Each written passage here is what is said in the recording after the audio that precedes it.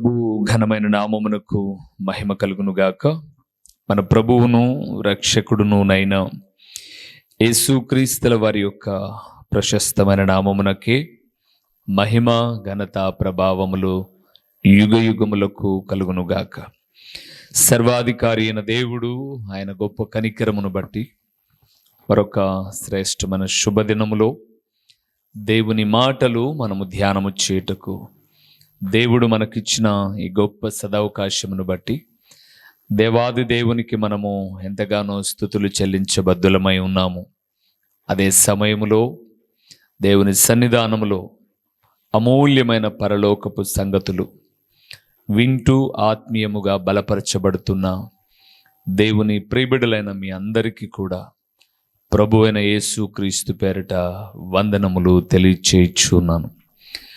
ప్రియులారా, దేవుని మహాకృపను బట్టి ఒకప్పుడు టీవీ పరిచర్య ప్రారంభించాలనుకున్నప్పుడు ఒక 6 నెలలు పరిచర్య టీవీలో మనం కూడా సత్యవాక్యాన్ని చెబుదాం అని అనుకొని ప్రారంభించాం. 5 సంవత్సరాలైంది. ఇప్పటికీ నిరీక్షణ ఛానల్లో సంవత్సరం చెప్పాం, ప్రార్థనా ఛానల్లో 5 సంవత్సరాలు. ఈ 5 సంవత్సరాలలో దాదాపు 1800 పైబడిన ప్రసంగాలు చేశాం. ఒక ప్రసంగానికి ఒక ప్రసంగం సంబంధం లేకోకుండా 1800 పైబడిన ప్రసంగాలు దేవుడు ఇక ముందు కూడా నడిపించడానికి ప్రభు సహాయము చేయలాగున మీ అనుదిన ప్రార్థనలలో జ్ఞాపకం చేసుకోనండి. సందేశము అనేది అంత ఈజీగా చెప్పేటటువంటిది కాదు. దేవుడు తన దాసును నిలబెట్టుకొని ఎన్నో కుటుంబాలను ఆదరించి ఓదార్చి ధైర్యపరిచి బలపరిచి చెడు దారిలో నుంచి మంచి దారిలోనికి నడిపించిన సందేశాలు ఆ ప్రభు మాట్లాడుతూ వచ్చాడు. నిజంగా దేవుని కృప మాత్రమే ఇది. ఇందులో మా గొప్పతనము మన గొప్పతనము ఏమీ కూడా లేదు. అయితే ఈరోజు ఈ 1800 దాటిన తర్వాత దేవుని సన్నిధానంలో ఒక ప్రసంగాన్ని చేస్తూ ఉన్నప్పుడు మరొక నెలలు సంవత్సరాలు ఎప్పటికప్పుడు గతించిపోతూ నూతనోత్సాహంతో దేవా ఇక ముందు కూడా నడిపించు అనే ఆలోచనతో ముందుకెళ్తూ ఉన్నాం. ఎలాగా ఇన్ని సందేశాలు చెప్పగలిగాం, ఇంతకాలం ముందుకు వెళ్తున్నాము అంటే ఈ దినమున మనం ధ్యానం చేయబోతున్న సందేశం ఏమిటి అనగా, ప్రతి సంవత్సరం దీవెనకరంగా ఉండాలి అనంటే ఒకటి చేయాలి.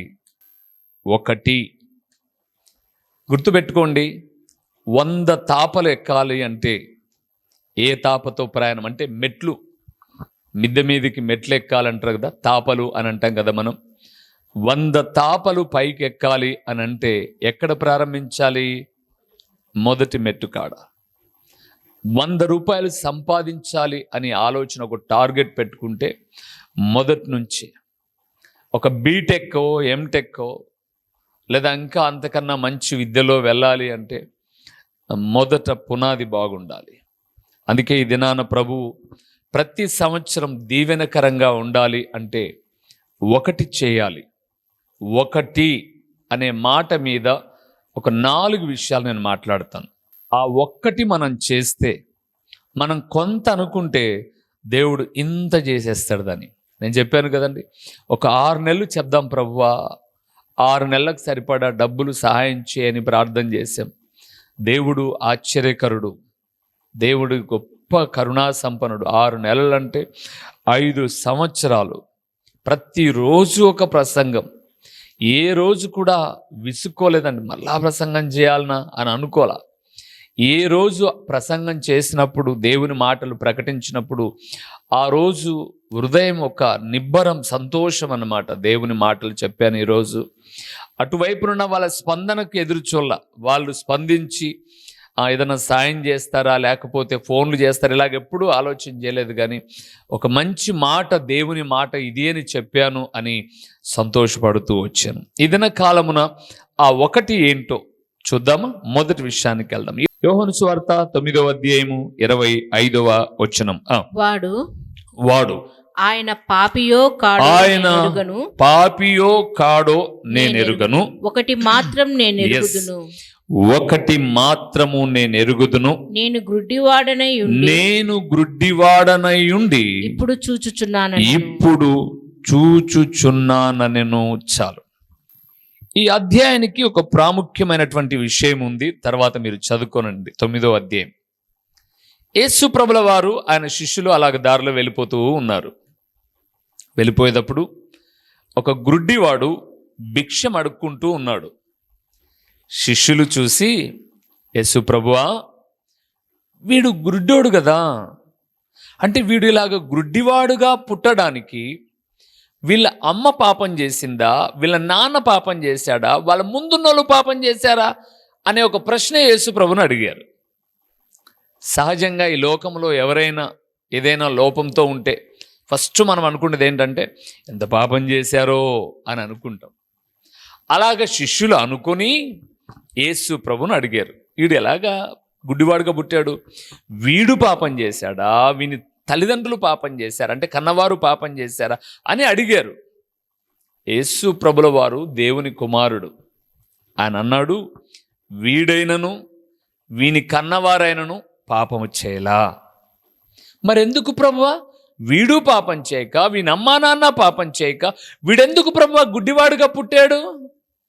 యేసు ప్రభు అన్నాడు, దేవుని క్రియలు ప్రత్యక్షపరచబడడానికి వీడు గుడ్డివాడుగా పుట్టాడు అన్నాడు. ఏంటి ప్రభువా దేవుని క్రియలు, వీని వల్ల దేవుని క్రియలు ఏంటి అంటే నేను చెప్తాను చూడని గుడ్డివాడిని పిలిచాడు. పిలిచి వాని దగ్గరికి పిలిచి యేసు ప్రభుల వారు నోట్లో ఉన్న ఉమ్మి నేల మీద ఉమ్మి దాన్ని బురద చేసి వాని కళ్ళకి ఇలాగ పూసి, రే బాబు నువ్వు సిలోయేము అనే కోనేటికి వెళ్ళి నువ్వు కడుక్కోర కళ్ళు అని అన్నాడు. ఓకే అన్నాడు. వాడు వెళ్ళాడు, కళ్ళు కడుక్కున్నాడు, వానికి చూపు వచ్చింది. చూపు వస్తే ఇక వాడు గంతులేసుకుంటూ ఆనందంగా వస్తుంటే వాడిని చూసిన వాళ్ళందరూ, రే వీడా గుడ్డోడు కదరా, ఏంట్రా వీడు ఇంత బాగున్నాడు అని ఒక్కొక్కరు అందరూ మాట్లాడుకున్నారు. మొత్తం పైన ఆ మాటలు ఈ మాటలు మాట్లాడుకుంటూ ఈ వార్త పరిసయ్యుల దగ్గరికి వెళ్ళిపోయింది. పరిసయ్యులు యేసు ప్రభు దగ్గర ఏ తప్పుదు వెతుకుదామా అని చూసేవాళ్ళు. వీళ్ళు వాని పిలిచి వాని తల్లిదండ్రులను పిలిచి, రే ఆ గుడ్డోడు నువ్వేనా? నేనేనయ్యా. ఎవరు బాగు చేశారా నీకు? ఆ నజరేయుడైన యేసు, ఆయన బాగు చేశాడయ్యా అని అన్నాడు. వాళ్ళ తల్లిదండ్రులు పిలిచి, మీ కొడుకు వీడేనా? వీడే అయ్యా, వీడే మా కొడుకు, వీడే. ఆ మనిషి విశ్రాంతి దినాన్ని పాటించడం లేదు అని అసూయ చేత ఎన్నో రీతులుగా శోధించి ఆ తల్లిదండ్రులను చాలా శోధిస్తే వాళ్ళు అన్నారు, అయ్యా వాడికి నిజంగా చూపు ఎవరి వల్ల వచ్చిందో ఏమో, వాడు వయసు కలిగినాడు, వాడిని అడగండి అని అన్నాడు. వాడిని పదే అడుగుతుంటే వాడు వాళ్ళని ఏమనంటే, ఏంటి ఆయన చేశాడు, నేను నమ్మాను, నాకు చూపు వచ్చిన మాట వాస్తవం, ఆయనే కార్యం చేశాడు అని అంటే వీళ్ళన్నారు, ఆ మనిషి పాపిరా, పాపయ్యి నీకు చూపిచ్చారా అని అన్నాడు. వీడన్నాడు, ఆ మనిషి పాపో కాదో నాకు తెలియదు, ఆ మనిషి పాపో కాదో నాకు తెలియదు, ఒకప్పుడు నేను గుడ్డివాణ్ణి, ఇప్పుడు చూచుచున్నాను, అది చాలు నాకు అన్నాడు. ఆ మాటలే మనం చూస్తూ 25లో ఉన్నాం. వాడు ఆయన పాపియో కాడో నేను ఎరుగును, ఒకటి మాత్రము నేను ఎరుగుదును, నేను గుడ్డివాడనై ఉండి ఇప్పుడు చూచుచున్నాను. ప్రభువునందు ప్రియమైన వారలారా, మనము చేయవలసిన ఒకటి ఏంటి అనంటే, బైబిల్ గ్రంథంలో చెబుతున్నటువంటి మాట, ఈ లోకములో ఎన్నో ప్రసంగాలు ఎన్నో సంఘాలు వెలువడుతూ ఉన్నప్పుడు వాక్యానుసారమైన బోధ ఉందో లేదో మనం చూడాలి.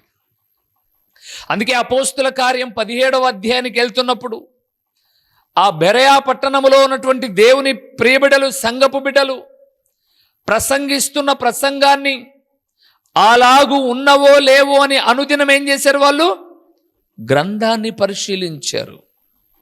అంటే దీనివల్ల మనకేంటి పాఠము అంటే, ఒకప్పుడు మనం కూడా శారీరకంగా కళ్ళున్నా ఆత్మీయంగా అంధత్వముతో ఉన్న గుడ్డివారము. అప్పుడు మనకు ఇన్ని సత్యాలు తెలియవు. ఒకటి వాస్తవం, ఈరోజు దేవుని వాక్యము ద్వారా మనము ఏది సత్యమో ఏది అసత్యమో ఏం చేయగలుగుతున్నాం? చూడగలుగుతున్నాం. చూడగలుగుతున్నాం. అందుకే జ్ఞాపకం చేస్తున్నాను ప్రియులారా, దేవుని బిడ్డలమైన మనము ఇప్పుడు జీవిస్తున్న జీవితం, ఇప్పుడు బ్రతుకుతున్న బ్రతుకు వాక్య ప్రకారముగా ఉందో లేదో ఆ ఒక్కటి మనం పరీక్షించుకుంటే చాలు. పెద్ద పెద్దవి ఏం చేయాల్సిన అవసరంలా. ప్రతిరోజు దేవుడు మాట్లాడుతున్నాడు. ఆ వాక్య ప్రకారంగా మనం బ్రతుకుతున్నామో లేదో, లేదా ఇంకా వాక్యమిని గుడ్డితనములోనే అంటే పాపములోనే మనం ఉన్నామో, అది మనము చూసుకొని తెలుసుకొని సరిచేసుకుంటే చాలు. ఆ ఒక్కటి చేయండి చాలు. ప్రతి సంవత్సరం ప్రతిరోజు ఆశీర్వాదకరంగా ఉంటుంది. అందుకే యోబు గ్రంథం 36వ అధ్యాయం 11వ వచనాన్ని చూస్తున్నప్పుడు అన్నాడు, 10 చూస్తున్నప్పుడు, నా ఉపదేశము ఎవరైతే ఆలకిస్తారో వారు ప్రతిదినము క్షేమముగాను ప్రతి సంవత్సరము సుఖముగాను వెళ్ళబుచ్చుదురు అన్నారు. ఎలాగా? ఉపదేశానుసారంగా బ్రతికితే. ఇప్పుడు మనం చేయాల్సిన ఒకటి ఏంటంటే, ప్రతిరోజు దేవుని వాక్యం చెప్తున్నప్పుడు నిజమే ఈ వాక్య ప్రకారంగా నేను మంచిగా బ్రతుకుతున్నానా, వాక్యానికి భిన్నంగా బ్రతుకుతున్నానా అనే ఒక్కటి మనం తెలుసుకుంటే, సరిచేసుకుంటే మన జీవితాలు దీవెనకరంగా ఉంటాయి. ఆ ఒక్కటి చేయాలి. ఇంకొక ఒక్కటి ఏంటో చూద్దామా? లూకా రాసిన సువార్త 10వ అధ్యాయము రండి. ఇంకొక ఒకటి ఏంటో చూద్దాం. లూకా రాసిన సువార్త 10వ అధ్యాయము 41, 42 వచనాలు మనం చూద్దాం. 41, 42 వచనం. అందుకు ప్రభు మార్తా నీవు అనేకమైన పనుల గురించి విచారము కలిగి తొందరపడుచున్నావు, కానీ అవసరమైనది ఒక్కటే. ఏంటంట? మరియా ఒక్కటే. ఏంటి ఆ ఒక్కటి? మరియా ఉత్తమమైన దానిని ఏర్పరచుకొనెను, అది ఆమె యొద్ద నుండి తీసివేయబడదని ఆమెతో చెప్పాను. రెండవదండి, ప్రతి సంవత్సరం ఆశీర్వాదకరంగా ఉండాలి అనంటే ఏం చీటీలు కట్టాల్సిన పనులే, ఎల్ఐసీలు వేయాల్సిన పనులే, ఏం చేయాల్సిన పనుల. ఇక్కడ మనం చూస్తే మరియా ఒక్కటి ఏర్పరచుకుంది. ఏంటటది? ప్రభు పాదాల చెంత వాక్యము వినడం. ఆ పైన మార్తా కూడా చూస్తాం, వీళ్ళిద్దరు అక్కా చెల్లెళ్ళు. ఎప్పుడు బేతనియాకు వచ్చినా ఆతిథ్యం ఇచ్చే కుటుంబం ఇదే. మార్తా అనేకమైన పనులు పెట్టుకొని ఏం చేస్తుంది? తొందరపడుతుంది. అన్ని పనులు పెట్టుకుంది. అప్పుడప్పుడు మేమిద్దరం మాట్లాడుకునేటప్పుడు ఆదివారము నియామక కూడికల్లో తప్పనిసరిగా ఈ ముగ్గురు ఉంటారు దేవుని వాక్యానికి. ఒకరు మానినా మానకపోయినా వీళ్ళు మానరు అని అంటే నేను చెప్తాను ఒకటే, ఎవరు చేసుకున్న దీవెనలు వారు అనుభవిస్తారంతే. రానోళ్ళ గురించి నువ్వేం విచారపడక, ఎవ్వరు రాలేదనుకో 1 గంట వెళ్ళి ప్రార్థన చేసుకోనరా, మనకు క్షేమం అది. ఈరోజు చాలామంది పనుల ఒత్తిడిని పెట్టుకొని పని ఉన్నా లేకపోయినా పని కల్పించుకొనైనా వ్యర్థంగా సమయాన్ని దేవుని పాదాల చెంత గడపకోకుండా ఉన్నారు ప్రియులారా. ఏ ఇంట్లో ప్రభు ఉన్నాడో ఆ ఇంట్లో మార్తా పని చేస్తుంటే మరియా ఎక్కడుంది? ప్రభువు పాదాల చెంత ఉంది. గుర్తుపెట్టుకోండి ప్రియులారా, దీవించబడాలి అంటే ప్రభువు పాదాల చెంత ఉండాలి. మీరు తర్వాత 11వ అధ్యాయానికి వెళ్ళిపోయిన తర్వాత, సరే లాజరు గారు చనిపోయిన తర్వాత మనం వెళ్ళినా కూడా, లాజరు చనిపోయిన 4 రోజుల తర్వాత యేసు ప్రభుల వారు ఆ ఊరికి వచ్చినప్పుడు కూడా మరియా ఆయన పాదాల దగ్గరకు వచ్చి ఏడుస్తుంది. అంటే గుర్తుపెట్టుకోండి, పని ఉన్నా లేకున్నా, కష్టమున్నా సుఖమున్నా, ఇబ్బంది అయినా బాధ అయినా, గద్దింపైనా హెచ్చరిక అయినా, ఏదేమైనా ఎక్కడ కూర్చోవాలి? దేవుని దగ్గర. ఆ దేవుని పాదాలంటే ఇక్కడే ఆయన సన్నిధే, అక్కడ కూర్చోవాలి. నాకు ఈ మధ్య కాలంలో ఒక సోదరి రెగ్యులర్గా ప్రార్థనకు రాలా. చాలా మాటలు ఫోన్లో మెసేజ్ పెట్టాను, ఏంటమ్మా ప్రార్థనకు రావడం లేదు అది ఇది అని, ఎందుకంటే స్కూల్లో పని చేస్తుందని హెచ్చరిస్తూ వచ్చాను. నాకు కొంతమంది సహోదరులు కూడా అడిగారు, ఎక్క రాలా అని అడిగితే మాకు కూడా తెలియదు. కానీ నిన్నటి దినాన నాకు కూడా తెలిసిన విషయం ఏంటంటే, వాళ్ళ కొడుకు మాట్లాడాడు నాతో. వాడు ఎక్కడ వేరే చోట త్రిబులైట్ చేస్తున్నాడు. అంకుల్ ప్రేయర్ చేయండి అంకుల్, ఎగ్జామ్స్కి వెళ్తున్నాను అని. ఏం బాబు మెసేజ్ పెట్టినా కూడా మీ అమ్మ రిప్లై ఇవ్వట్లేదు, ఊరికి చూస్తుంది అంతే, ఆ బ్లూటిక్లు పడింటాయి, ప్రార్థనకు రాలేదు, మేమేమన్నా అన్నామా, ఎందుకు ప్రార్థన మానేసింది అని అడిగాను. వాడు చెబితే తెలిసిన విషయం నాకేంటంటే, వాళ్ళమ్మ ఈ మధ్యకాలము ఒక జబ్బు చేత చనిపోయింది. ఆమె అనుకుందంట, ఇంత ప్రార్థన చేసినా మా అమ్మ చచ్చిపోయింది, ఇంకేం దేవుడు అనుకుందంట. ఇంత ప్రార్థన చేసినా మా అమ్మ చచ్చిపోయింది, ఇంకేం దేవుడు, ఇంకేం ప్రార్థనలే అనుకుంది. అంకుల్ మేము చాలా కన్విన్స్ చేస్తున్నాం, ఇదా మనం ఇన్ని రోజులు నేర్చుకునింది అంటే చాలా బాధ అనిపించింది. భర్త చనిపోయినప్పుడు కూడా ఇంటికి వెళ్ళాం, వాళ్ళమ్మ చనిపోయినప్పుడు ఇంటికి వెళ్ళాం. భర్త చనిపోయినప్పుడు వెళ్తే ఏమనింది అంటే, నా భర్త చనిపోయాడు, ఇంకా దేవుడు తప్ప నాకు వేరే ఆధారం ఏం లేదనింది. భర్త చనిపోయినప్పుడు దేవుడే ఆధారం అనింది. ఇప్పుడు తల్లి చనిపోయినప్పుడు అదే మాట అనలేదండి. నేను అనుకున్నాను, రాబోయే దినాల్లో ఇలాగంగా ఎంతమంది బయటకు వస్తారో తెలియదు, మనకు ప్రార్థన చేద్దాం. మరియా ఇంటికి క్షేమంగా ప్రభు వచ్చినప్పుడు పాదాల దగ్గరే ఉంది. తోడబుట్టిన సోదరుడైన లాజరు చనిపోయినప్పుడు కూడా పాదాల దగ్గరికి వచ్చిందండి. ప్రభువా నువ్వు ఉంటే నా సోదరుడు చచ్చిపోయాడు కాదు అని ఆయన పాదాల దగ్గరికి వచ్చింది. మీరు 11వ అధ్యాయం తర్వాత చదవండి కావాలంటే. అప్పుడు కూడా పాదాల దగ్గరికే వచ్చింది. దేవుని బిడ్డలు గద్దించినప్పుడు, హెచ్చరించినప్పుడు, మందలించినప్పుడు, రకరకాలుగా దేవుని వాక్యము హెచ్చరిస్తూ ఉన్నప్పుడు ఎక్కడుండాలి? ఆయన పాదాల దగ్గరే ఉండాలి. మేము అనుకుంటామండి, మాకు వచ్చిన నిందలు, బాధలు, ఇవన్నిట్లో దేవుడు వద్దనుకొని ఉన్నట్లయితే ఈరోజు దుర్భరమైన జీవితాన్ని బ్రతికే వాళ్ళం మేము.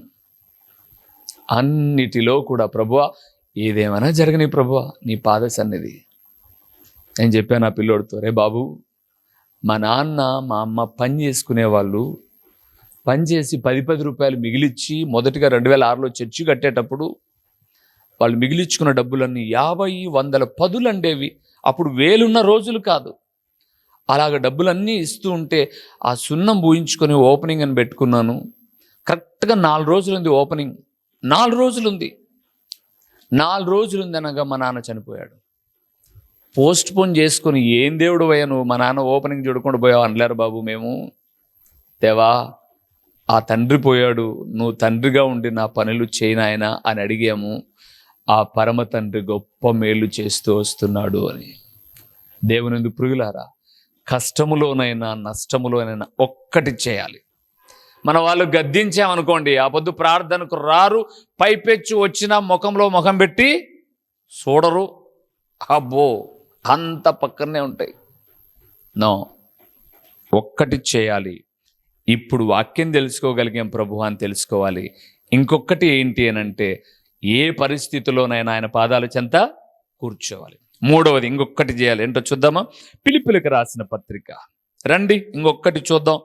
ఇంకా ఉన్నాయిలేండి, ఈ రోజుకు ఇంకొకటి చూద్దాం. ఫిలిప్పీయులకు రాసిన పత్రిక 3వ అధ్యాయము. ఆశీర్వదించబడాలంటే ఒక్కటి చేయండి అంటున్నాడు. 3వ అధ్యాయము 13వ వచనము.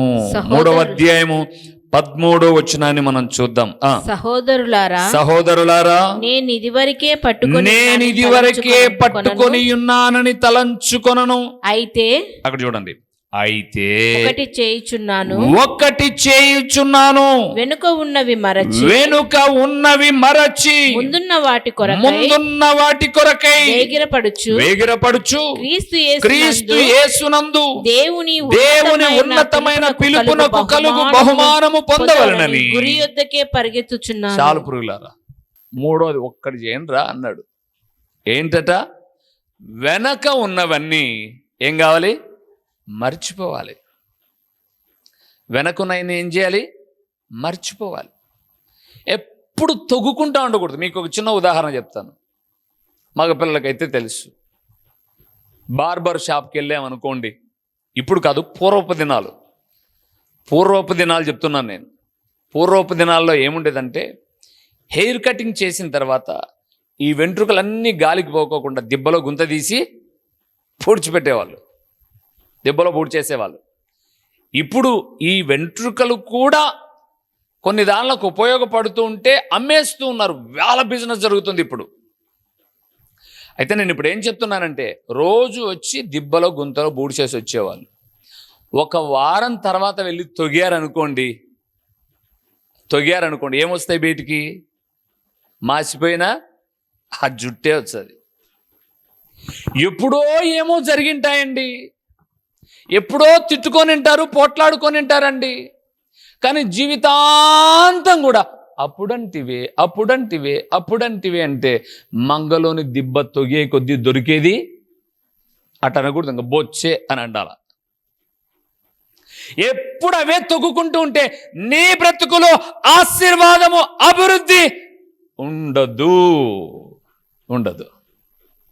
అందుకే నేనన్నా యేసుప్రభు అన్నాడు, పౌలు అంటున్నాడు, వెనుకున్నవన్నీ ఏం చేయాలి? చెప్పంటారు అంత గట్టిగా. మీ బైబిల్ బాగా రాసింటారు, నా బైబిల్ సరిగ్గా కనపల్లే. ఏంటట? వెనకున్నవి మరచిపోయి ముందున్న వాటి కొరకై వేగిరపడుతూ. వెనకున్నవి మర్చిపోరండి మన వాళ్ళు. అంత ఈజీగా మర్చిపోతాను అనుకోకు. సచ్చినా మర్చిపోనంట. సచ్చినాక నువ్వేంది మర్చిపోయేది? నిన్నే తీసిపోయి గుంతలో పడేస్తారు. చచ్చినా మర్చిపోవు. అలాగే మతికి పెట్టుకొని ఏం చేస్తావు? ఏమి సాధిస్తావు? బంధాలు దూరం చేసుకుంటావు, ప్రేమ ఆప్యాయతలు చెరుపుకుంటావు. అంతకన్నా సాధించేదేం లేదు. ఇలాగే మతికి పెట్టుకోవడం వల్ల ఒక 10 లక్షలేం కలిసి రాదు, ఒక 10 ఇండ్లేం కలిసి రావు. ఎప్పుడు అది అప్పుడంటివే అప్పుడు అని ఎప్పుడు అనుకునేది, ఎప్పుడు నీ తలకు నిప్పు పెట్టుకోవడమే. కానీ పౌలు అన్నాడు, వెనక నేను చాలా చేశాను దేవుని ఎరగక ముందు. తిమోతి భక్తునితో మాట్లాడుతూ అంటాడు, పూర్వము హింసకుడను, తర్వాత దూషకుడు. యేసు ప్రభుల పేరు తిట్టేవాడు బాగా, దూషకుడును. మూడవది హానికరుడను. నేను యేసు ప్రభుల వారిని నమ్ముకున్నానంటే చంపేసే క్రూరుని, నేను హానికరుడను. అలాంటి నా మీదనే దేవుడు కృప చూపి నా పాపాలు క్షమించి నన్ను కనికరించి తన రాజ్యానికి పిలుచుకున్న దేవునిలో ఇప్పుడు నేను వెనకున్నవన్నీ ఏం చేస్తున్నాను? మర్చిపోతున్నాను. అవును ప్రియులారా, ఆశీర్వదించబడాలంటే కొన్నింటిని వదిలేయాలండి. ఏమేమో మాట్లాడిన బంధాలు, బంధుత్వాలు చాలా ఉంటాయి మా జీవితాల్లో కూడా. అవన్నీ తోడుకోం. అప్పుడు అన్నాడు చూడు, వద్దు, అప్పుడుదొద్దు, ఇప్పుడు ఏందో చూద్దాం, రేపేందో చూద్దాం, ఈరోజు ఏదో చూద్దాం. ఎప్పుడు అప్పుడేనా? ఆ రోజు మనల్ని ఇట్లన్నారు, ఈరోజు ఇట్లన్నారు. ఆ రోజు అన్నారులే, వాళ్ళకు తెలివి ఉండకో అన్నారులే. ఈరోజు నువ్వు తెలివి కలిగిన దేవుని వాక్యం వింటున్నావు, తెలివి కలిగిన దేవుని సంగతులు చూస్తున్నావు. కాబట్టి అక్కడ అన్నాడు చూడండి, చాలా మంచి మాట 14లో రాయబడింది, క్రీస్తు యేసునందు దేవుని ఉన్నతమైన పిలుపునకు ముందేముంది? బహుమానం ఉంది. ఆ బహుమానం అందుకోవాలంటే వెనుకున్న వాటిని ఏం చేయాలి? నువ్వు ఆ ఒక్కటి మర్చిపో. వద్దురు బాబు పాత జీవితం, అప్పుడు తలుచుకుంటే అసహ్యం వేస్తుంది. నేనేనా ఇలాగ చేసింది, నేనేనా ఇలాగ ప్రవర్తించి అనుకోవాలి. కానీ మనం ఏం చేద్దాం? ఆ ఒక్కటే పట్టుకొని ఎలాడుతుంటాం. వేలాడి జీవితాన్ని సమూలంగా నాశనం చేసేసుకుంటారు ప్రియులారా. నేను చాలామందిని ఎరుగుతున్నాను. కొన్నిసార్లు తగ్గించుకుంటారు, ప్రేమతో కలిసిపోతారు, కానీ కలవరు. ఒకరు కలుద్దామంటే మరొకరు కలవరు. కొంతమంది ఏమంటే, వాళ్ళు మా దగ్గరకు వచ్చి మా కాళ్ళు పట్టుకొని మాది తప్పైందని చెబితే అప్పుడు మేము క్షమిస్తామంట. ఏమో నీ కాలు బంగారు అయితే, కాలు పట్టుకునేప్పుడు కొంత గోక్కుంటే ఆ పక్కన 2 తులాలు, ఈ పక్క 2 తులాలు బయటకు వస్తుంది బంగారం కదా. సరిగ్గా కాలు కడుక్కోను, నీకెందుకు కాలు పట్టుకోవడం అంతా లేనిపోతుంది, వ్యర్థమేంటి కాకపోతే. అది కాదు మనం చేయాల్సింది. నా మనస్సు ప్రభువు మనస్సు.